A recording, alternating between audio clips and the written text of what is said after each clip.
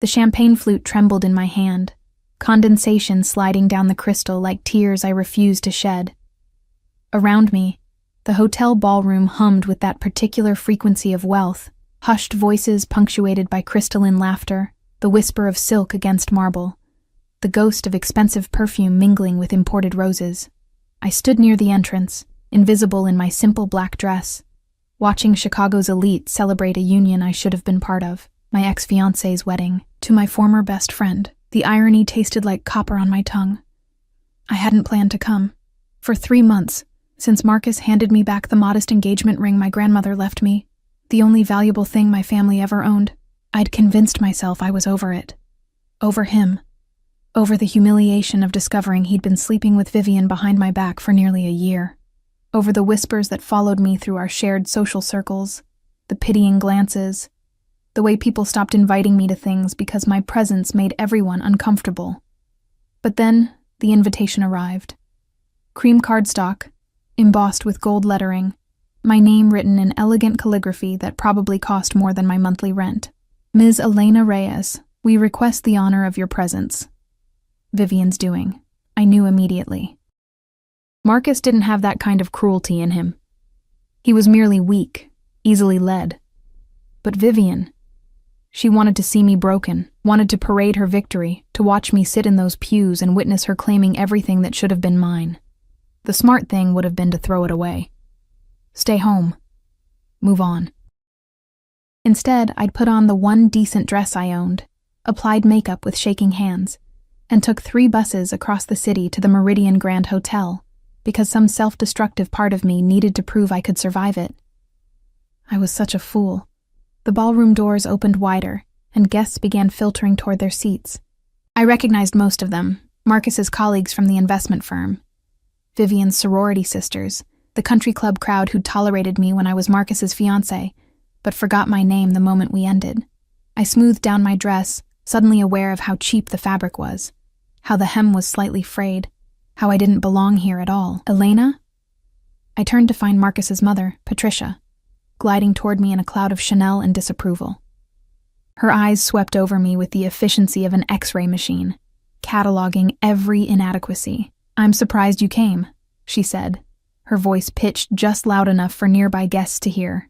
"Given the circumstances, how brave of you." The word brave landed like a slap.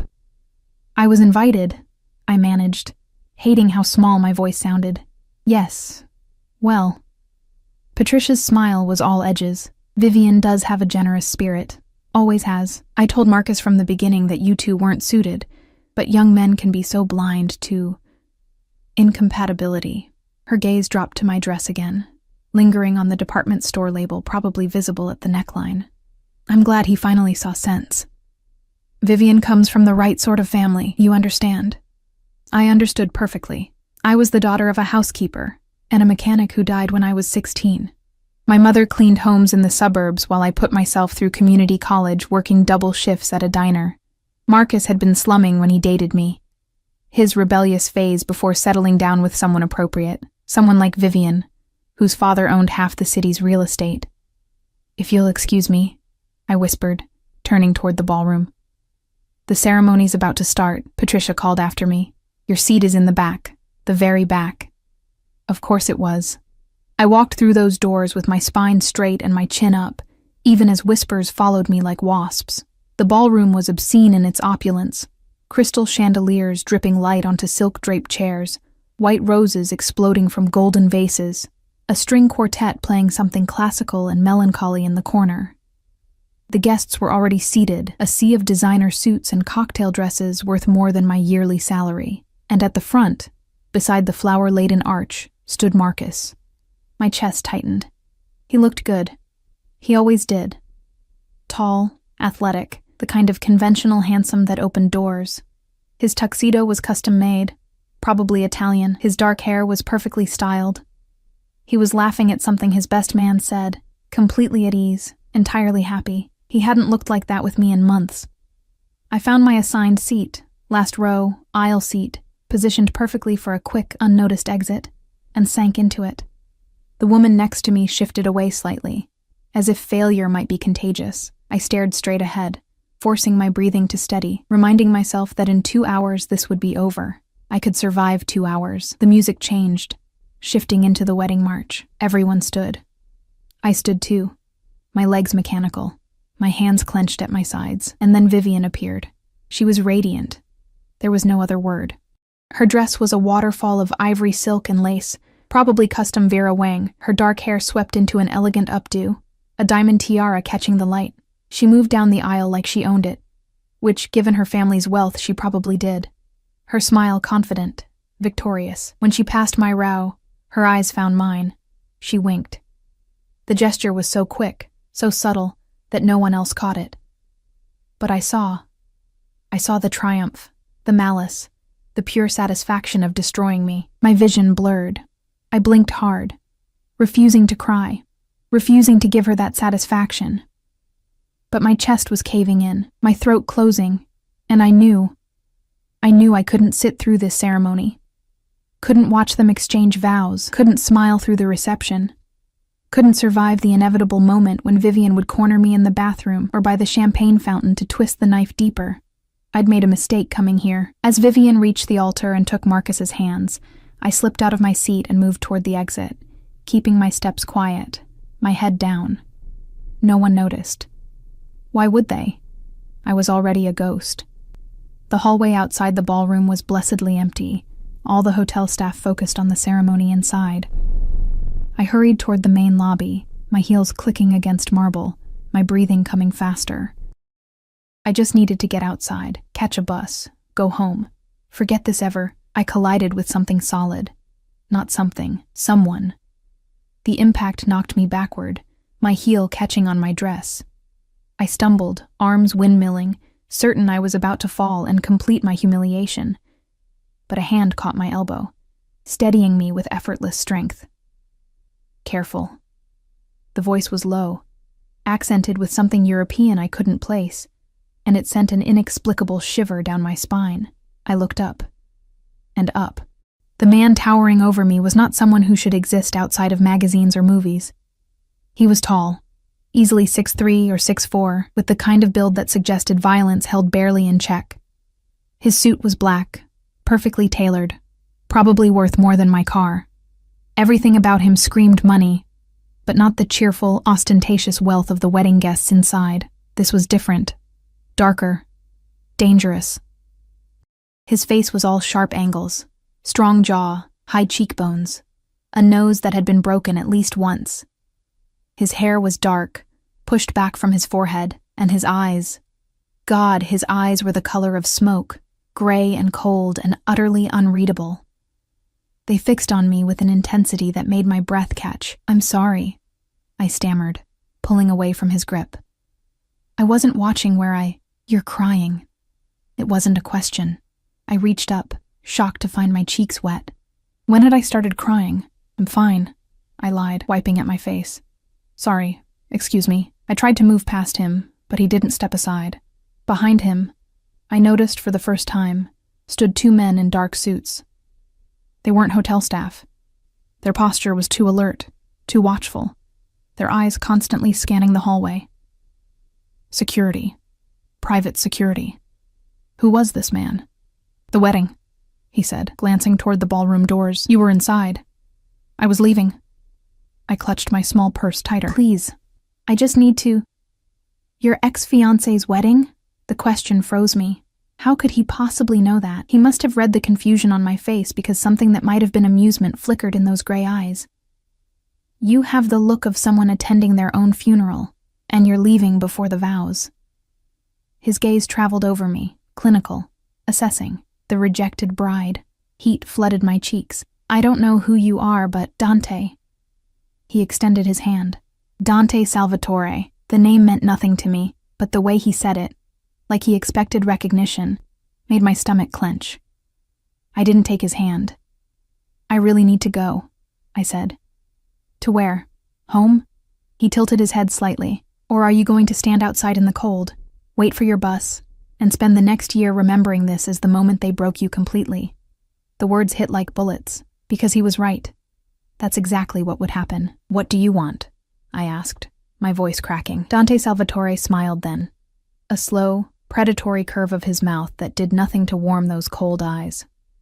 "I want to offer you an alternative," he said. "How would you like to go back into that wedding as someone else entirely? Someone they can't touch, can't humiliate, can't destroy."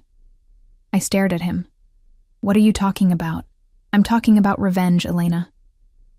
He said my name like he'd known it all along. "The kind that will haunt them forever. Are you interested?" Every instinct screamed at me to run. This man was danger incarnate. I could feel it radiating from him like heat from flames. Whatever he was offering, it couldn't be real, couldn't be safe. But God help me. I wanted it. "How?" I whispered. His smile widened, and I felt the world tilt beneath my feet. "Marry me."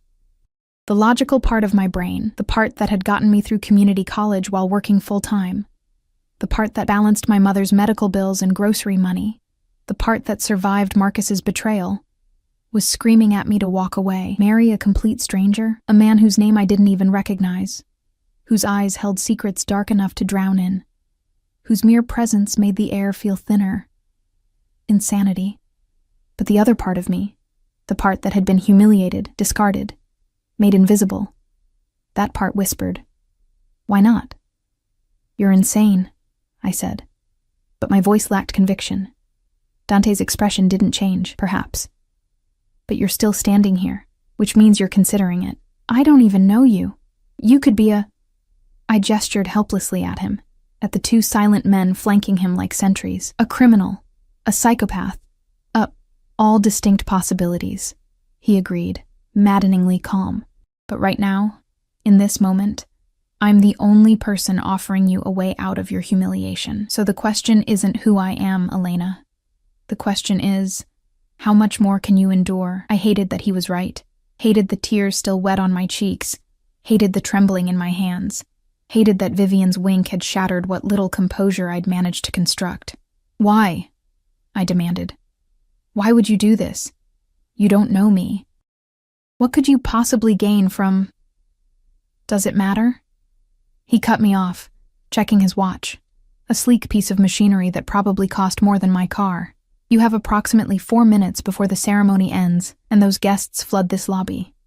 4 minutes to decide whether you walk out of here as the pathetic ex-girlfriend they all pity or as someone they'll never forget." The word pathetic stung because it was exactly how I felt.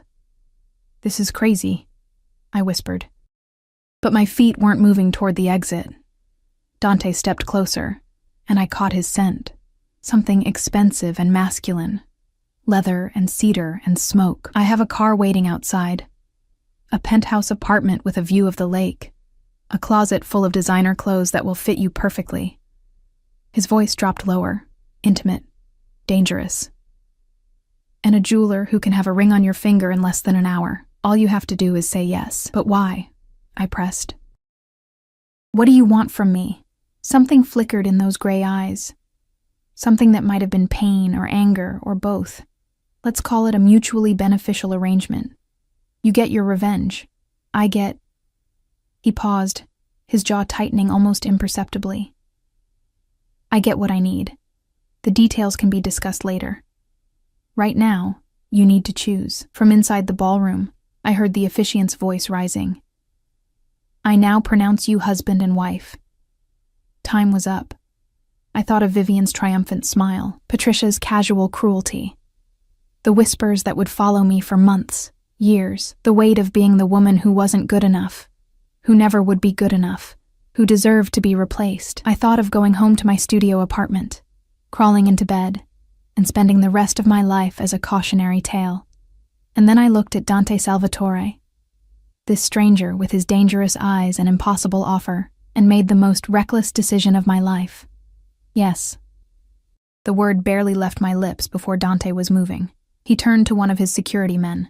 "Call Romano. Tell him we need everything ready in 45 minutes. The penthouse, the jeweler, everything." To the other, "Bring the car around. Back entrance." Both men nodded and disappeared with military efficiency. Dante took my elbow, his grip firm but not painful, and guided me down a side corridor away from the lobby. "We'll need to move quickly. Once the ceremony ends, they'll be taking photos, then the receiving line. We have maybe 30 minutes before the reception starts. Wait. I dug my heels in, forcing him to stop. 30 minutes? You want to get married in 30 minutes? No. He looked at me like I was being deliberately obtuse. We'll get married tomorrow. Tonight, we're simply creating the appearance that we already are. A ring, the right clothes, the right attitude. No one will question it if we sell it properly. My head was spinning. This is insane. They'll believe what they see, Dante interrupted. And what they'll see is you walking back into that reception on the arm of someone they recognize, someone who matters, someone who makes them question every assumption they've ever made about you. Who are you? I asked for the second time, but with more urgency. Really? We'd reached a service elevator. Dante pressed the button, then finally looked at me directly. I'm someone who makes problems disappear, Elena. Someone who controls territories from here to the East Coast. Someone your ex-fiancé and his new bride will recognize the moment I walk into that ballroom. His voice was matter of fact, like he was discussing the weather. I'm someone they'll fear. The elevator dinged. The doors opened. I couldn't say it. Couldn't process it. Yes. He stepped inside, waiting for me to follow. Now, are you coming, or would you prefer to face them alone? I stepped into the elevator. The descent was silent except for the mechanical hum. Dante stood perfectly still, his posture relaxed, but his eyes constantly moving, tracking, assessing. The two security men had reappeared, flanking us, their hands resting near their jackets in a way that suggested weapons. Oh God. What was I doing? The elevator opened to a parking garage. A sleek black SUV with tinted windows idled near the entrance. Another man in a dark suit behind the wheel. Everything about this screamed organized crime. The vehicles, the security, the military precision. I'd just agreed to marry a mobster. Elena. Dante's voice pulled me from my spiral. If you're going to panic, do it in the car. We're exposed here. He was right. Security cameras dotted the garage ceiling. Anyone could be watching. I let him guide me into the SUV's back seat, sliding in beside him as the door closed with an expensive thunk. The car pulled out immediately, smooth and fast. Where are we going? I asked. My penthouse, 20 minutes from here. Dante was typing something on his phone, his fingers moving with practiced speed. You'll shower, change, meet with the jeweler. Then we return. Just like that. Just like that. He glanced up. Unless you've changed your mind? I should have. Every rational cell in my body was screaming at me to demand he stop the car, let me out, let me escape before whatever insane plan this was consumed me completely. But I thought of Vivian's wink, Patricia's contempt, Marcus's easy laughter. No, I said quietly. I haven't changed my mind. Dante nodded and returned to his phone. For several minutes, we drove in silence through Chicago's downtown, the city lights bleeding past the tinted windows in streaks of gold and white. I watched the streets I'd walked 1,000 times, the diner where I'd worked through college, the bus stop where I'd waited in the rain, the cheap apartment buildings that housed people like me, all of it feeling suddenly distant, like I was already becoming someone else. You'll need a story, Dante said abruptly, for how we met. I turned to him. What? When people ask, and they will, you'll need to explain how a housekeeper's daughter ended up married to me. His tone was clinical, like he was solving a logistics problem. The truth would raise too many questions. What truth? I asked. I don't even know the truth. We met 20 minutes ago in a hotel hallway. Exactly. Which is why we need a better story. He pocketed his phone and gave me his full attention for the first time since we'd entered the car. We'll say we met 3 months ago, after your engagement ended. You were working at a restaurant where I sometimes eat. I noticed you, asked you out. Things progressed quickly. We married last week in a private ceremony. We've kept it quiet because of my business concerns. What restaurant? I asked, my mind struggling to keep up. Bella Nata, on the north side. I own it. Of course he did. And people will believe this? I asked. That you married someone like me? Something dangerous flashed in his eyes. Someone like you. You know what I mean. I'm not... I gestured at the luxury car, at him. I'm not from your world. People will know that immediately. Good. Dante's voice was sharp. Let them see the contrast. Let them wonder. Let them question everything they thought they knew about you. He leaned closer, and I caught that scent again. Leather, cedar, smoke. You're not going back to that reception as my equal, Elena. You're going back as my wife, and in my world. That makes you untouchable. The word sent a shiver through me. Untouchable. How long had I been the opposite? How many times had Marcus touched me carelessly, without thought?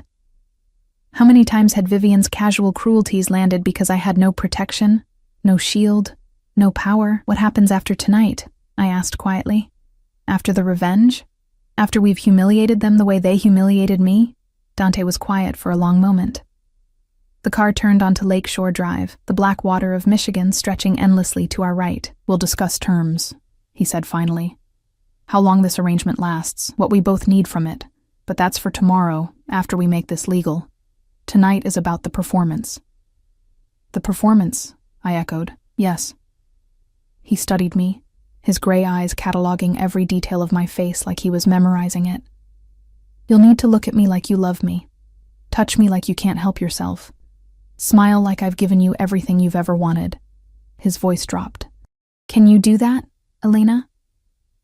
I thought about all the times I'd smiled through double shifts at the diner when my feet were bleeding. All the times I'd pretended Marcus's casual dismissals didn't hurt. All the times I'd acted like I belonged in rooms where everyone knew I didn't. Yes, I said, I can do that. Good. He returned his attention to the window. We're here. The SUV pulled into an underground garage beneath a gleaming high-rise. The building was all glass and steel, the kind of place I'd walked past 100 times without imagining I'd ever enter. We took a private elevator, one that required a keycard, up to the top floor. The penthouse was exactly what I'd expected, and somehow more. Floor-to-ceiling windows overlooking the lake. Minimalist furniture in blacks and grays. Art on the walls that was probably worth more than my mother's house. Everything cold, expensive, perfect. This way. Dante led me down a hallway to a master bedroom suite larger than my entire apartment. He opened the walk-in closet, and I actually gasped. Rows of dresses, shelves of shoes, drawers of jewelry, all in my size. How? I started. I had someone acquire a few things, he said dismissively. Choose whatever you want for tonight, something that makes a statement. The shower's through there. He pointed to an ensuite bathroom done entirely in marble and gold fixtures. You have 20 minutes. He left before I could respond, the door closing behind him with a quiet click. I stood alone in that obscene luxury, surrounded by clothes worth more than I'd earned in my entire life, and finally let myself feel the full weight of what I'd just agreed to. I was going to marry a stranger, a criminal, a man whose eyes held violence like some men held pocket change. And then, I was going to walk back into that wedding reception and make Marcus and Vivian regret every moment they'd ever underestimated me. I stripped off my cheap black dress, leaving it in a puddle on the floor, and stepped into the shower. The water was scalding, perfect, washing away 3 months of humiliation and grief. When I emerged 15 minutes later, I felt like a different person. I chose a dress from the closet, a deep emerald silk that hugged every curve, with a neckline just low enough to be daring. Shoes that added 4 inches to my height. Diamond earrings that caught the light like trapped stars. When I looked in the mirror, I barely recognized myself. The bedroom door opened.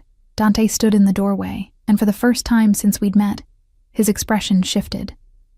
Something heated flickered in those cold gray eyes before he controlled it.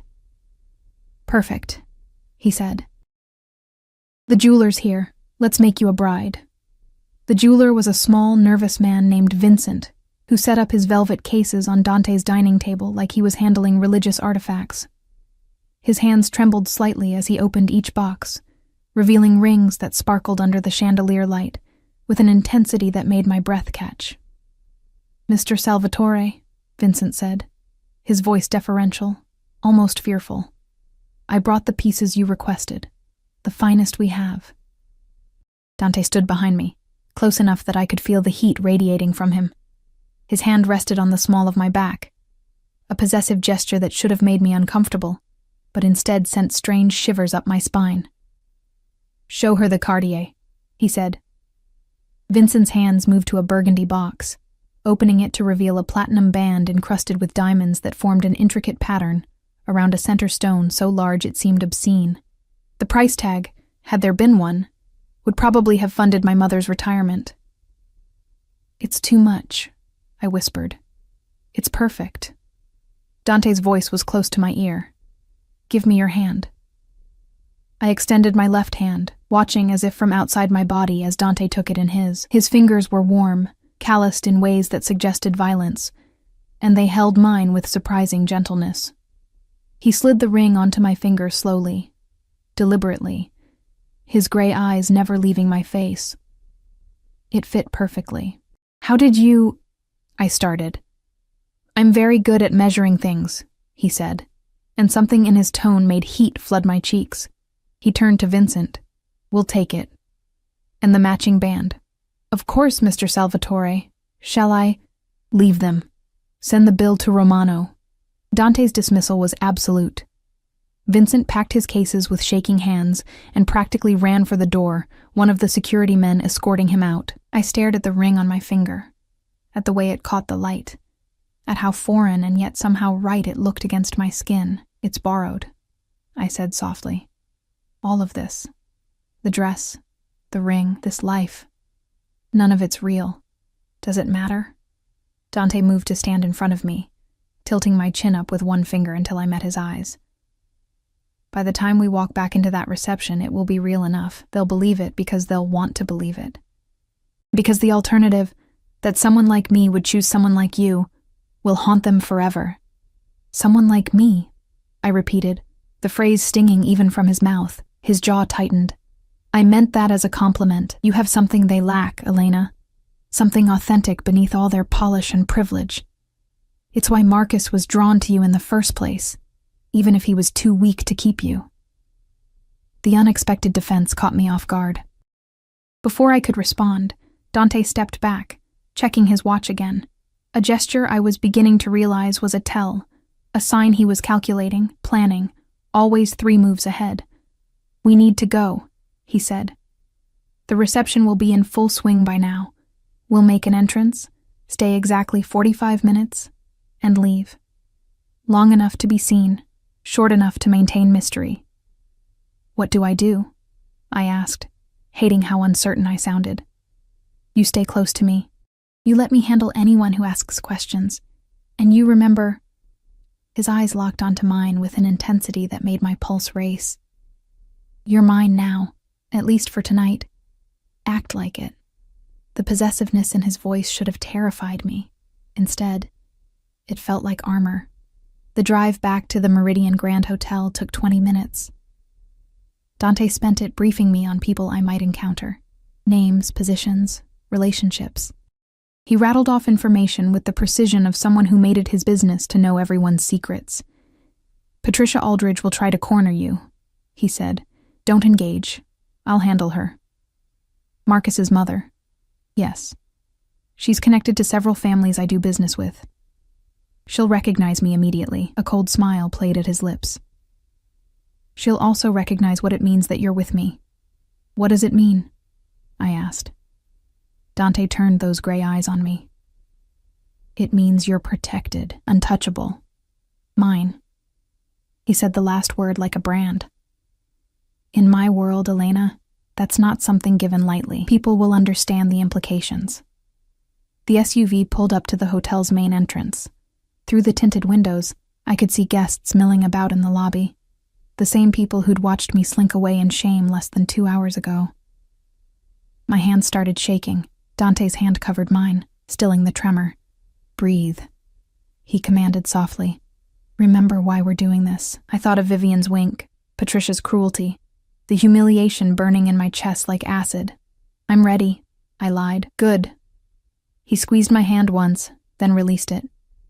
"Stay close. Don't speak unless I tell you to. And Elena?" He waited until I looked at him. "Don't let them see fear. Ever." The driver opened my door. Dante exited first, then extended his hand to help me out. a gesture so natural, so proprietary, that several people in the lobby immediately turned to look. I took his hand and stepped onto the red carpet in my borrowed emerald dress and impossible shoes, the diamond ring heavy on my finger, my heart hammering so hard I was certain everyone could hear it. Dante's arm slid around my waist, pulling me against his side. The gesture was possessive, protective, and utterly convincing. We walked through the lobby like we owned it, and maybe in some way I didn't understand Dante did. People stared, whispered. I recognized several faces from the ceremony, saw their expressions shift from curiosity to shock, to something that looked like fear. They recognized him. The ballroom doors stood open, music and laughter spilling out. Dante paused just outside, his hand tightening on my waist. "Last chance to run," he murmured.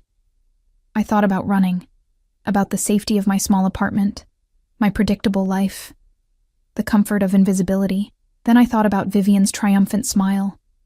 "Let's go," I said. We walked in together. The reception was exactly as obscenely lavish as I'd expected. Crystal and flowers and champagne towers, guests dancing under twinkling lights, laughter echoing off marble columns. At the center of it all, on a small stage, Marcus and Vivian danced their first dance as husband and wife, her dress billowing around them like clouds, his hand on her waist, both of them radiating happiness. They hadn't seen us yet.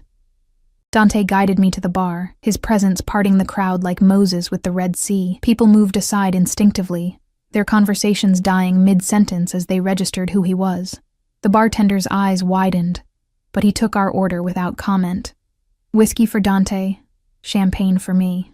"Mr. Salvatore." We turned to find an older man in an expensive suit approaching, his expression carefully neutral.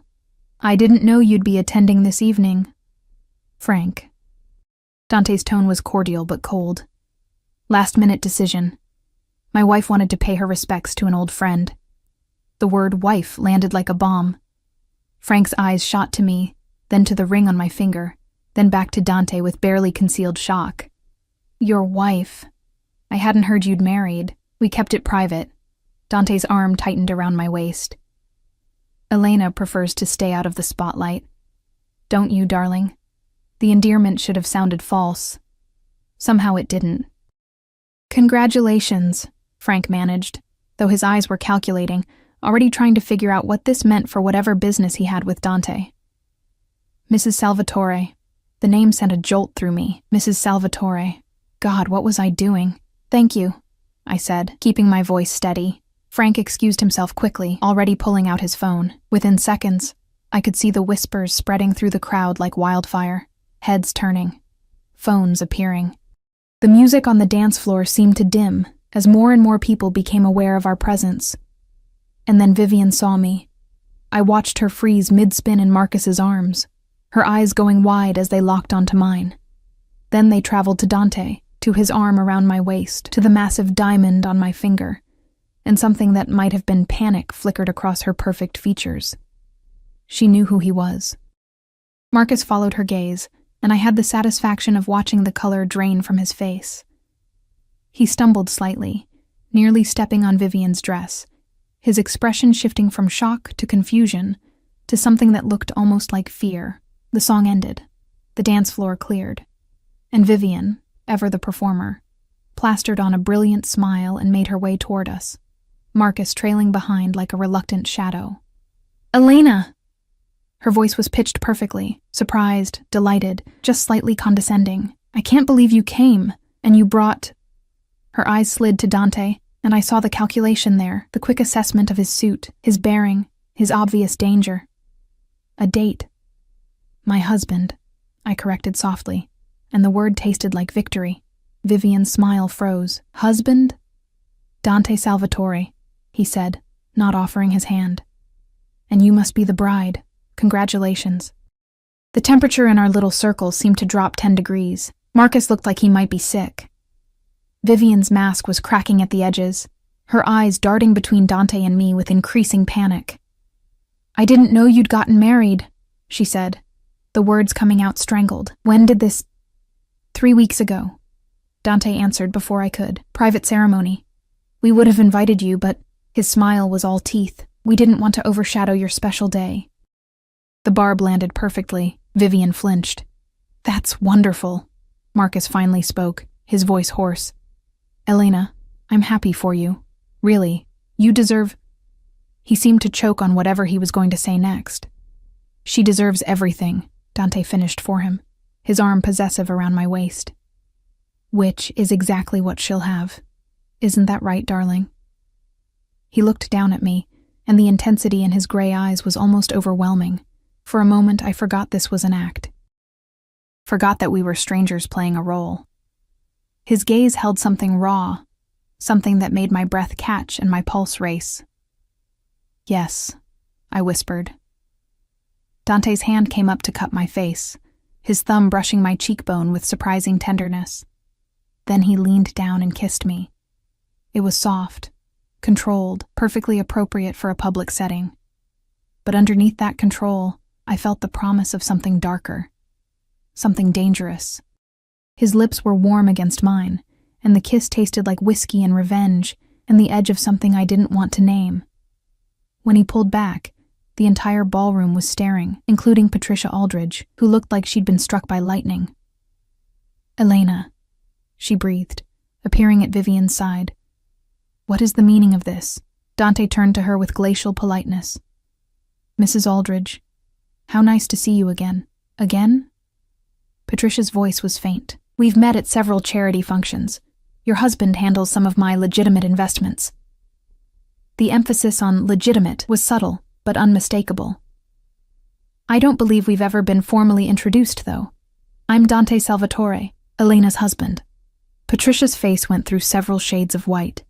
She looked at me, really looked at me, and I saw the exact moment she understood what had happened. The girl she'd dismissed as worthless, inappropriate, beneath her son, was now married to someone she feared. "I see," she managed. "Well, this is unexpected." "Life is full of surprises," Dante said pleasantly. "If you'll excuse us, I'd like to dance with my wife." He guided me toward the dance floor before anyone could respond, leaving Patricia, Vivian, and Marcus standing frozen in our wake. The dance floor felt like a stage, every eye in the ballroom tracking our movement as Dante pulled me into his arms. His hand settled on my waist with possessive certainty, while the other captured mine, his grip firm and warm. The orchestra had shifted to something slow and intimate, probably meant for the newlyweds. But Dante had claimed it like he claimed everything else, without asking, without apology. "You're trembling," he murmured, his lips close to my ear. "Everyone's staring," I whispered back. "Good. Let them stare." He pulled me closer, eliminating the polite distance between our bodies. "Let them see exactly what they lost." We moved together across the floor, and despite everything, the insanity of this situation, the danger radiating from the man holding me, the fact that this was all an elaborate lie, I couldn't deny that we fit. His movements were controlled, practiced, leading me through steps I barely knew with effortless grace. Where did a mobster learn to dance like this? The question slipped out before I could stop it. His lips curved slightly. My mother insisted on lessons. She believed that power without refinement was merely brutality. Something dark passed through his eyes. She was wrong, but the lesson stuck. "Was?" I asked softly. "She's been gone 15 years. His voice was flat, emotionless. "Killed by someone who thought I'd be easier to control without her influence." The casual way he said it, like discussing the weather, sent ice through my veins. "I'm sorry." "Don't be." I made sure they regretted that assumption. He spun me suddenly, my dress flaring, then pulled me back against his chest. "Just as Marcus and his bride will regret what they've done to you." Over Dante's shoulder, I could see Vivian and Marcus at their head table, surrounded by bridesmaids and groomsmen. They weren't celebrating anymore. Vivian kept glancing in our direction, her smile brittle, while Marcus looked like he wanted to disappear into the floor. Patricia stood near them, her phone pressed to her ear, her expression thunderous. She was making calls, trying to find out who Dante really was, what his presence here meant. "She's scared," I observed. "She should be." Dante's hand tightened on my waist. Patricia Aldridge has spent years building connections with families like mine, playing both sides, thinking her society status protects her. Seeing you with me shatters her entire worldview. Because I'm not good enough? The old wound throbbed. Because you are.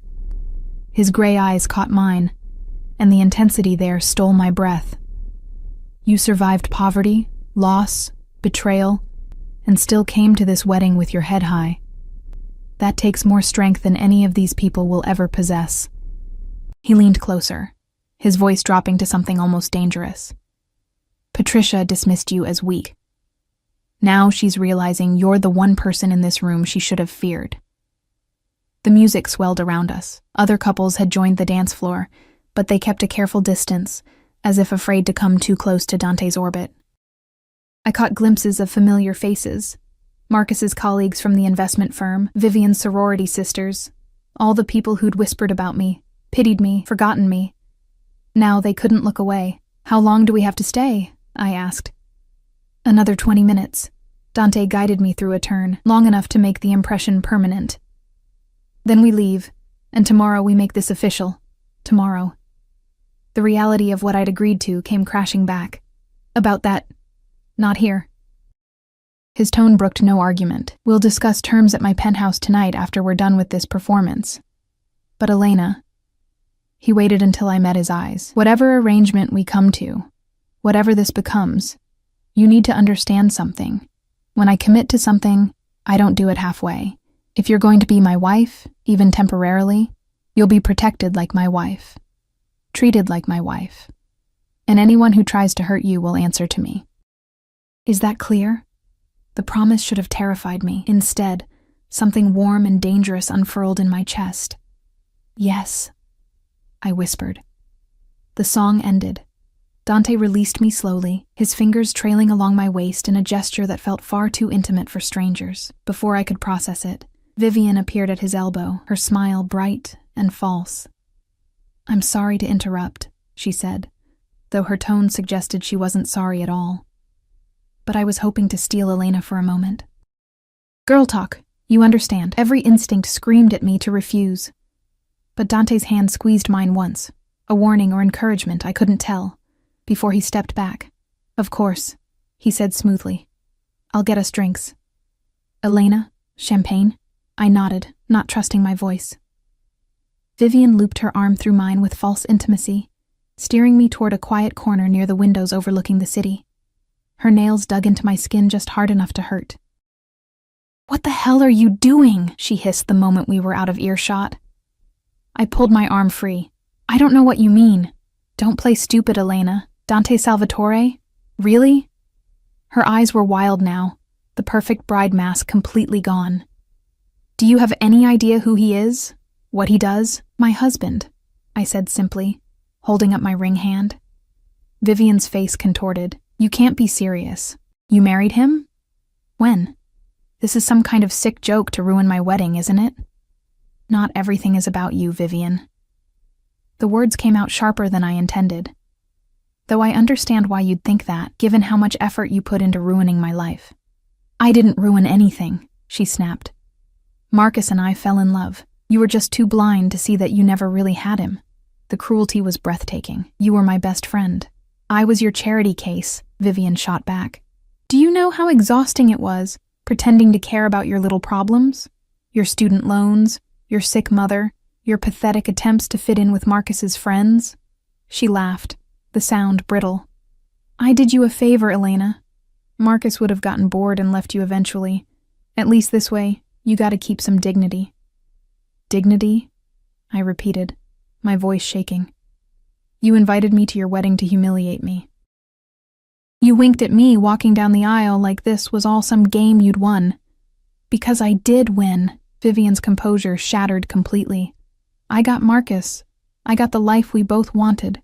I got everything you dreamed about while you were scrubbing tables at that disgusting diner. And now you show up here with some criminal, thinking you can make me jealous, thinking anyone here believes that someone like Dante Salvatore would actually want someone like you? The words hit like physical blows. because she was voicing every doubt screaming in my head, every fear that this was too good to be true, that Dante's interest, whatever it was, couldn't possibly be real, that I was still the same worthless girl they'd all dismissed. Careful. Dante's voice cut through the air like a blade. I hadn't heard him approach, but suddenly he was there, pressing a champagne flute into my hand, while his other arm circled my waist. The casual gesture was a clear warning. Vivian paled. Mr. Salvatore, I didn't mean— Yes, you did. His voice was pleasant, conversational, and absolutely terrifying. You meant every word, which is why I think it's important to clarify something. He pulled me tighter against his side. Elena is my wife. That means an insult to her is an insult to me, and I have very particular ways of handling insults. We were friends. I was only— Vivian stumbled over her words. You were cruel to someone I care about. Dante's smile never reached his eyes. I'd suggest you spend the rest of your wedding celebration being very grateful that I'm in a generous mood tonight. Because if I hear that you've spoken to or about Elena with anything less than respect, I'll take a personal interest in your new husband's business ventures. I understand he just made partner at Whitmore and Associates? Vivian's face went chalk white. Yes. Interesting firm. They handle several accounts connected to families I work with. It would be unfortunate if those connections were severed. If Marcus found himself suddenly unemployable in this city. Dante tilted his head slightly. But I'm sure that won't be necessary, will it? No. Vivian whispered. No, of course not. Excellent.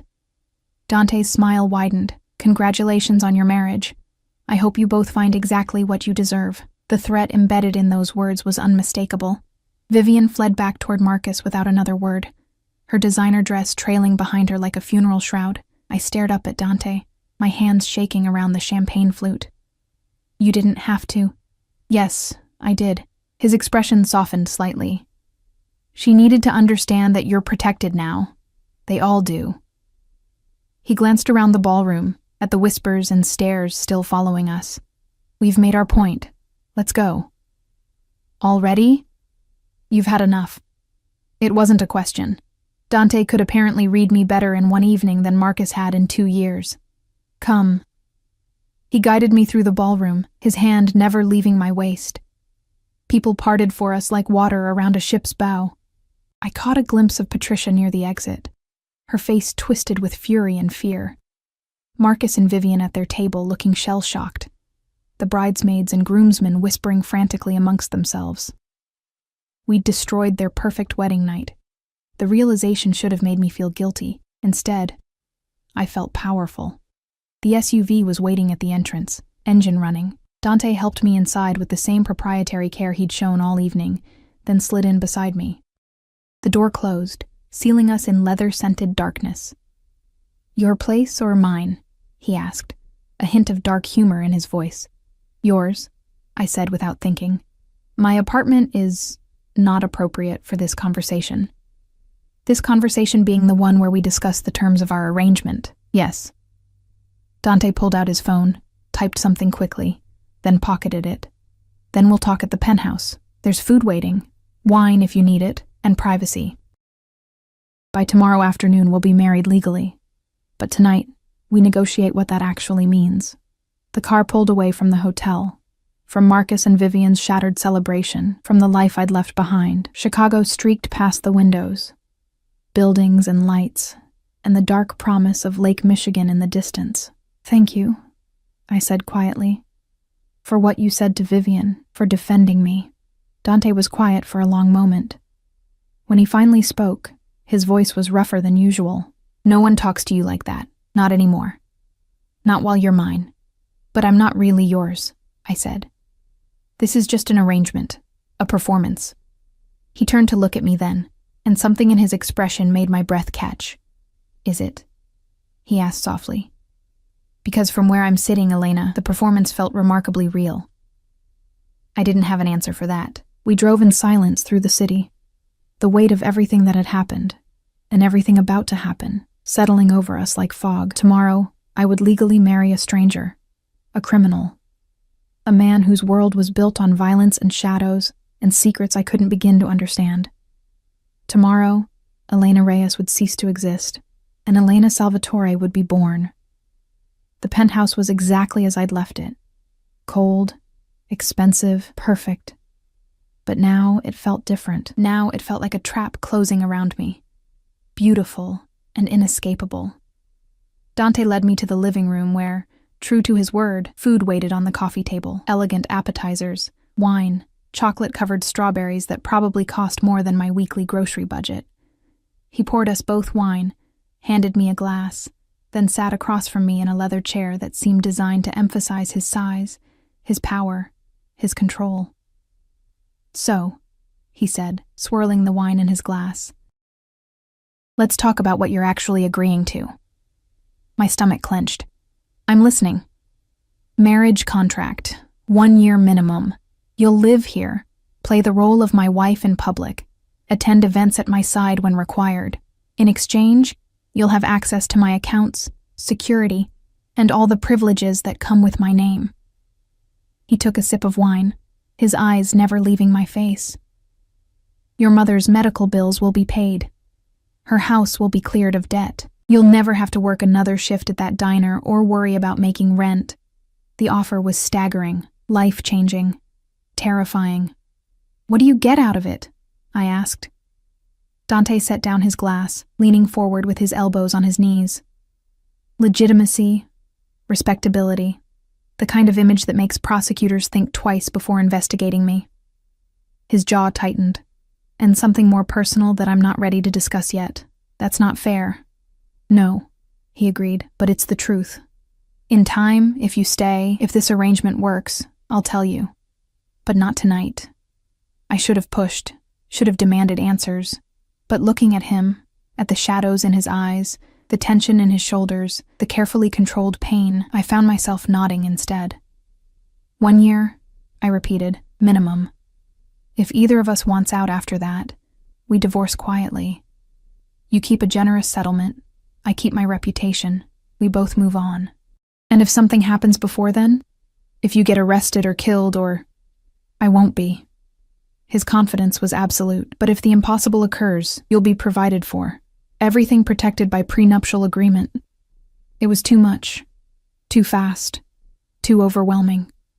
I need to think, I said. You have until morning. Dante stood, his tall frame towering over me. The guest bedroom is down the hall. Everything you need is there. We'll go to the courthouse at noon, sign papers, make it legal. And then, Elena, you'll be mine in every way that matters. The possessiveness in his voice sent shivers down my spine. Good night, I whispered. Good night, future Mrs. Salvatore. He said it like a promise, or a threat. I fled to the guest room, closed the door, and finally, let myself fall apart. I didn't sleep. How could I? Every time I closed my eyes, I saw Vivian's face draining of color, Marcus's shock, Patricia's fear. I heard Dante's voice promising violence in the same tone most people discussed the weather. I felt the weight of the ring on my finger, heavy as chains, beautiful as poison. At 6 a.m., I gave up pretending and wandered into the kitchen. Dawn was breaking over Lake Michigan, painting the water in shades of gold and blood. The penthouse was silent except for the hum of expensive appliances and the distant sound of the city waking below. I made coffee, finding everything I needed in cabinets that probably cost more than my car, and stood at the floor-to-ceiling windows, watching the sun climb higher. You're up early. I spun to find Dante in the doorway, wearing only black pajama pants that hung low on his hips. In the soft morning light, I could see what his suits had hidden. The tattoos covering his torso and arms, intricate patterns that looked like they told stories written in ink and violence. Scars crossed his ribs, his shoulder, his abdomen, each one a testament to a life I couldn't fathom. I couldn't sleep, I admitted, clutching my coffee mug like a lifeline. He moved into the kitchen with predatory grace, pouring his own coffee. Second thoughts? About 100 of them. I turned back to the window. This is insane, you know. Everything about this. Yes. His honesty startled me. I glanced over my shoulder to find him watching me with those unreadable gray eyes. "Then why are we doing it?" I asked. Dante was quiet for a long moment, steam rising from his mug. When he finally spoke, his voice was rougher than usual, because sometimes insanity is the only sane response to an insane world. He moved to stand beside me at the window. "You were destroyed by people who claimed to love you. I've been destroyed by people who claimed loyalty. We both know what betrayal tastes like, Elena. Maybe that's why this," he gestured between us, "makes more sense than it should. You still haven't told me what you really want from this," I said softly. His jaw tightened. "No, I haven't." "Will you? Ever, if you stay long enough?" He took a sip of coffee. "If you prove you can be trusted with the kind of secrets that get people killed." The casual mention of death should have sent me running. Instead, I found myself asking, "What happened to make you this way?" Something flickered in his eyes, pain, rage, grief, all gone too quickly to name. The man who killed my mother was someone I trusted, someone I considered family. His voice was flat, emotionless. He took her from me because he wanted to take control of my father's territory, thought I was too young, too soft, too attached to her gentle influence. "What did you do?" I whispered. I proved him right about one thing. I was attached to her influence. Dante's smile was cold, terrible. And then I proved him wrong about everything else. I took his territory, his money, his family, and his life. In that order. I made sure he understood exactly what his mistake cost before I ended him. I should have been horrified, should have put down my coffee, walked out, called the police, done something to distance myself from this man and his casual admissions of murder. But all I could think was, he loved his mother that much. "I'm sorry," I said, "for your loss." Dante looked at me like I'd spoken a foreign language. Most people would be running by now. I'm not most people. I took a sip of coffee, considering. Besides, you've been honest with me. Brutally honest. That's more than Marcus ever was. Marcus is a coward. Dante's voice dripped contempt. He pretended to love you while betraying you with your best friend. He let his mother dictate his choices and convinced himself he was being practical. Men like that disgust me, but men like you, who kill people, they don't. I never pretend to be something I'm not. His gray eyes locked onto mine. I'm a criminal, Elena. I hurt people. I break laws. I operate in shadows most people pretend don't exist. But I don't lie about it. I don't make promises I won't keep. And I don't betray the people under my protection. Is that what I am now? Under your protection? Yes. The word was absolute. From the moment you agreed to this arrangement, you became mine to protect. That's not negotiable. The possessiveness should have frightened me. Instead, after months of being nobody's priority, being nobody's concern, it felt like coming home. "Okay," I said quietly. Dante's eyebrows rose. "Okay? I'll do it. The marriage, the arrangement, all of it." I set down my coffee mug with deliberate care. 1 year. We see if this works. And if it doesn't, we walk away clean. Elena. He turned to face me fully. "You understand what you're agreeing to?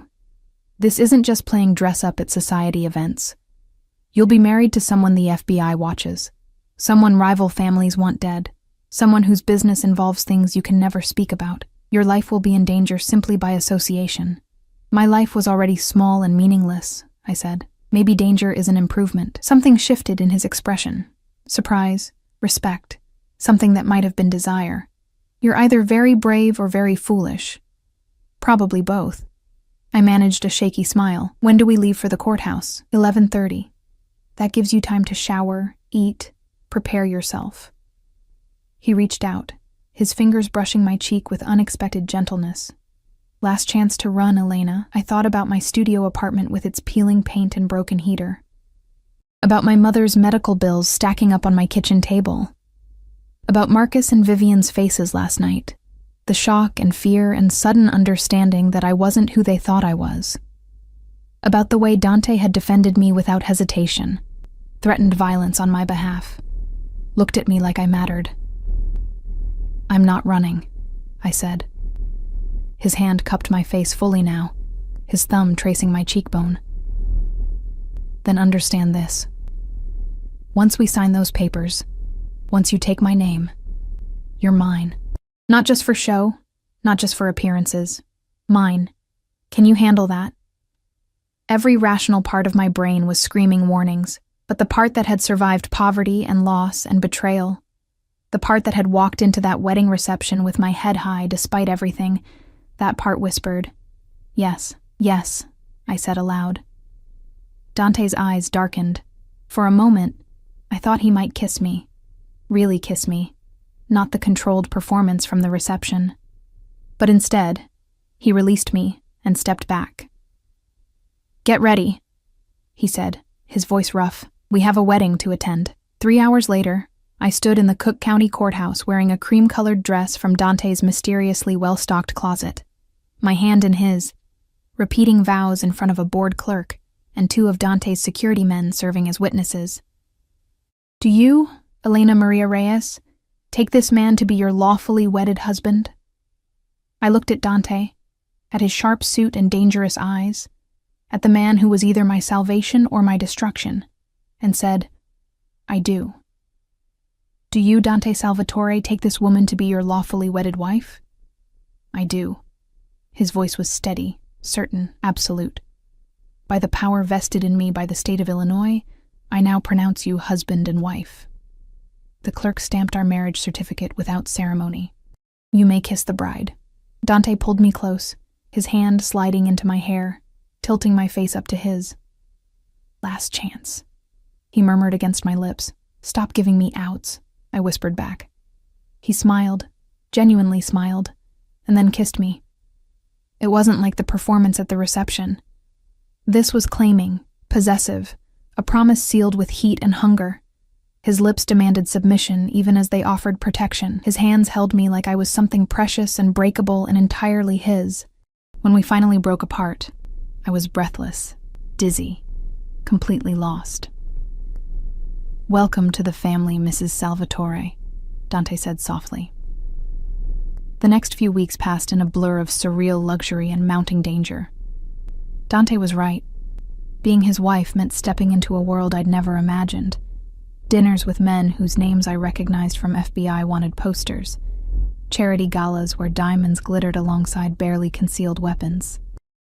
Quiet conversations that ended when I entered rooms, secrets layered on secrets like sedimentary rock, but it also meant safety, security guards who followed me everywhere. Accounts with more money than I'd earn in 10 lifetimes. My mother's medical bills paid in full, her house renovated, her tears of gratitude when I told her I'd married someone who cared about family. I'd lied about how we met, told her the restaurant story Dante created. She'd believed it because she wanted to. Because after years of struggle, she desperately needed to believe her daughter had finally found happiness. Had I? I wasn't sure. Dante was complicated. In public, he was the perfect husband. Attentive, protective, possessive in ways that made other men back away from me immediately. In private, he was distant, controlled, keeping walls between us that I couldn't breach. He never asked me to share his bed. The arrangement was clear. Separate rooms, separate lives. A marriage of convenience that looked real from the outside, but remained hollow within. It should have been enough. It was certainly more than I'd had before. But late at night, lying in my expensive guest room, I found myself wondering what it would be like if this were real, if the heat in Dante's eyes when he looked at me meant something beyond ownership, if his possessiveness stemmed from desire rather than pride, if I was falling for a man who would never let me in. Everything changed 6 weeks after the wedding. I was shopping on Michigan Avenue, accompanied by 2 security guards, because Dante insisted, when I saw him. Marcus. Walking out of a coffee shop with his briefcase, his face drawn and tired, he saw me at the same moment, froze on the sidewalk like he'd seen a ghost. "Elena," he breathed. I should have kept walking. Should have let my security guards move me along, should have maintained the cold distance that Dante would have expected. But something in Marcus's expression, something broken and desperate, made me pause. "Marcus, can we talk?" He glanced at my guards. "Just for a minute, please." Against my better judgment, I nodded. We moved to a bench in a small plaza, the guards maintaining distance but staying alert. Marcus sat beside me, his hands clasped between his knees, looking nothing like the confident man who'd left me 3 months ago. "You look good," he said finally. "Happy." "Thank you. Are you happy?" His eyes met mine, and I saw real pain there. Or is this just revenge? I considered lying, but after everything, I owed him at least honesty. "It started as revenge," I admitted, "but it's become something more complicated." "Do you love him?" Marcus's voice cracked. "Salvatore?" The question pierced something deep inside me. Did I? Could I love someone who kept so many secrets, who lived in violence, who held me at arm's length even as he claimed me as his? "I don't know," I said softly. "Do you love Vivian?" Marcus's laugh was bitter. "I thought I did. Turns out she loved my family's money more than she loved me. She's already talking about expanding the house, joining new clubs, spending more than we make." He rubbed his face. "I made a mistake, Elena. A huge one. And I'm sorry. I'm so sorry." "I know," I said, and I did. I could see it written all over him, the regret, the realization that he'd traded something real for something hollow. "If you ever want out," Marcus started. "I don't." The words came out before I'd fully thought them through, but once spoken, I knew they were true. Whatever this is with Dante, it's mine. I chose it. I'm choosing it. Marcus nodded slowly. "He'll hurt you eventually. Men like him always do." I stood, smoothing down my designer dress, one of dozens now hanging in my closet. "But at least he's honest about it. That's more than I can say for you." I walked away before he could respond, my guards falling into step beside me, but Marcus's question echoed in my head for the rest of the day. "Do you love him?" I found Dante in his study that evening, surrounded by paperwork and laptop screens, his face illuminated by the cold glow of monitors. He looked up when I entered, his expression shifting from concentration to concern. "What's wrong?" he asked immediately. "I saw Marcus today." Dante's entire body went still. "Dangerous. Did he touch you?" "No. We just talked." I moved into the room, drawn by something I couldn't name. "He asked if I loved you. And?" Dante's voice was carefully neutral, but I saw tension in his shoulders, in the way his hands gripped the desk. I didn't know what to tell him. I stopped in front of the desk, meeting those gray eyes that had haunted my dreams for weeks. "Because I don't know what this is. You've given me everything. Safety, security, revenge, a life I never dreamed of. But you won't let me in. You won't tell me what you really want from this. You won't. I want you." The words exploded from him like they'd been held back too long. "I've wanted you from the moment I saw you crying in that hallway, looking broken and beautiful and so fucking strong despite everything they'd done to you." I stared at him, shocked into silence. Dante stood, moving around the desk with predatory grace. "You think this was just about legitimacy? About image?" He laughed, the sound harsh. "I have a dozen ways to improve my reputation, Elena. I didn't need to marry you for that. Then why?" "Because 6 months ago, I lost someone." His voice went rough.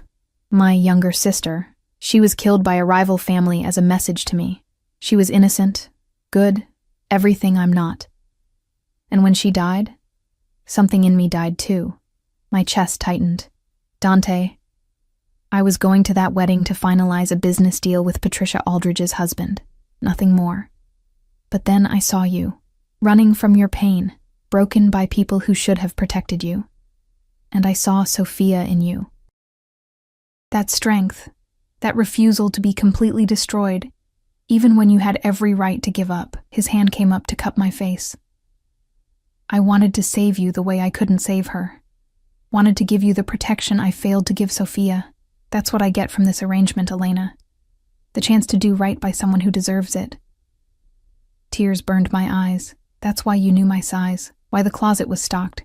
You had someone research me. The moment I saw you, I had Romano find out everything, who you were, what you'd lost, what you needed." His thumb brushed away a tear. "I knew you'd say yes, because I knew how badly they'd hurt you. And I knew I could give you the revenge you deserved while keeping you safe. It was supposed to be simple. "What changed?" I whispered. "You." His forehead rested against mine. "You were supposed to be a project, a way to assuage my guilt. But you became something else, something I didn't expect, and now I don't know how to keep you at arm's length anymore." "Then don't." I pulled back enough to meet his eyes. "Stop protecting me from yourself, Dante. I chose this. I choose you. Whatever that means." "It means danger," he warned. "It means violence and secrets and a life where one mistake could get you killed. It also means not being alone anymore." I pressed my hand over his heart, feeling it hammer beneath my palm. "It means being seen, being valued, being chosen. That's worth the risk." Dante's control shattered. He kissed me like he was drowning and I was air, his hands tangling in my hair, his body pressing me back against the desk. This wasn't performance or possession. This was hunger, need, desperation held back for too long. When we finally broke apart, both breathless, he pressed his forehead to mine again. "I can't promise you safety," he said roughly. "I can't promise you normal, but I can promise you this. You'll never be invisible again. You'll never be dismissed or discarded or treated like you don't matter. Because you matter to me, Elena, more than you should. More than is smart." "Then we're both fools," I said, smiling through tears. "Yes." He kissed me again, softer this time. "We are." 6 months later, I stood at another window overlooking Lake Michigan, watching the sun set over the city that had once represented all my broken dreams. So much had changed. My mother was healthy, living in a renovated house with a garden she'd always wanted. Marcus and Vivian had divorced. His firm had mysteriously lost several major clients, and the financial strain proved too much for their shallow marriage. Patricia Aldridge no longer spoke to me at social events, which suited me perfectly, and Dante. Strong arms wrapped around me from behind, pulling me back against a solid chest. I leaned into Dante's embrace, his lips finding the sensitive spot below my ear. "What are you thinking about?" he murmured. "How strange life is," I said. "A year ago, I was invisible, disposable. Now I'm married to the most dangerous man in Chicago, and somehow I've never felt safer." "You are safe." His arms tightened possessively. "Anyone who threatens you dies. It's that simple." I should have been horrified by the casual promise of murder. Instead, I turned in his arms, wrapping mine around his neck. "I love you," I said. Simple, true, terrifying. Dante's expression softened in ways he only allowed when we were alone. "I know. I've known for months. I was just waiting for you to figure it out." "Arrogant," I accused, but I was smiling. "Accurate." He kissed me slowly, thoroughly. "I love you too, Elena Salvatore. More than I thought I was capable of loving anyone. You saved me as much as I saved you." "We saved each other," I corrected. "Yes."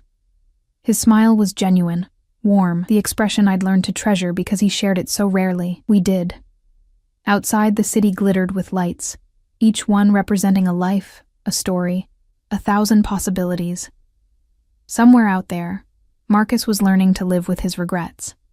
Vivian was scrambling to maintain her status without his family's money. Patricia was coming to terms with the fact that the girl she'd dismissed now held more power than she'd ever imagined. And here, in this penthouse above it all, I stood in the arms of a man who chose me, protected me, loved me with the same intensity he brought to everything else in his violent, complicated life. The arrangement was supposed to last 1 year. Instead, it had become forever. "No regrets?" Dante asked softly, reading my thoughts as he often did. I thought about the woman who'd walked into that wedding 6 months ago, broken, invisible, desperate for anything to ease the pain. I thought about the man who'd offered her an impossible choice and made it possible. "No regrets," I said firmly. "This is exactly where I'm supposed to be." Dante kissed me again, and in that kiss was every promise he'd made and kept. Protection, possession, love wrapped in violence and sealed with truth. We were both damaged, both dangerous in our own ways, both exactly what the other needed. The girl Marcus dismissed had become a queen in the underworld, and she'd never been happier.